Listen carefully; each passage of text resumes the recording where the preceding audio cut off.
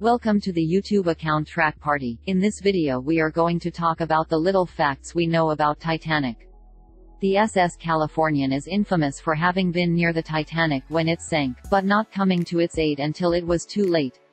3 years after the Titanic, the Californian sank too. Multiple bad judgment calls led to the Californian not helping the Titanic. The ship's radio was allegedly shut off for the night when the Titanic hit the iceberg, and when the captain was awakened by the flares the Titanic had been setting off, he assumed that they were just fireworks.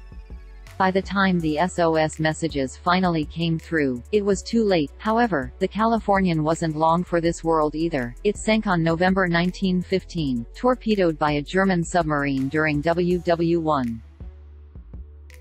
Only one woman actually went down with the ship and survived, Rhoda Mary Abbott. Abbott was on the deck until the very end with her 2 sons, and all 3 went into the water with the ship. Tragically, her 2 sons were washed away by the ocean, but Abbott was eventually pulled into a lifeboat that was rescued by the Carpathia. The movie ended up costing more to produce than it cost to build the Titanic, which was the largest and most luxurious ship at the time. Even when adjusted for inflation, the Titanic was estimated to have cost around $7.5 million in 1912, which, according to the U.S. Department of Labor's inflation calculator, would be around $190 million. The 1997 blockbuster's budget was $200 million, which, in 2018, would amount to $360 million today. And though it was the biggest ship in the world, it still took 73 years to find its wreckage. The Titanic's bow was discovered in 1985, allegedly during a secret Cold War Navy mission. When the wreck was found, it finally confirmed reports that the ship had, in fact, broken in two. This was a long disputed issue. There were at least 15 witnesses who swore on the record that they had seen the Titanic break into 2 pieces before completely sinking beneath the waves. But they were ignored. The official U.S. inquiry stated that the ship sank intact. How the Titanic sank was disputed for 73 years until it was finally found on the ocean floor, broken in 2. During one of the expeditions to view the wreckage, a bowler hat was discovered inside a passenger's closet, right where he left it. James Cameron, director, writer, producer, editor of Titanic, wrote about his experiences touring the ship's wreckage for National Geographic. He shared that, in Henry Harper's D-deck cabin, his bowler hat remains in the ruins of his closet, right where he left it.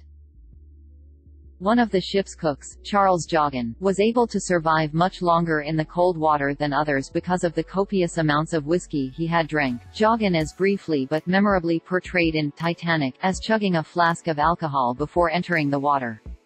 This is based on reality. According to reports, Joughin grabbed 2 bottles of whiskey as the ship went down.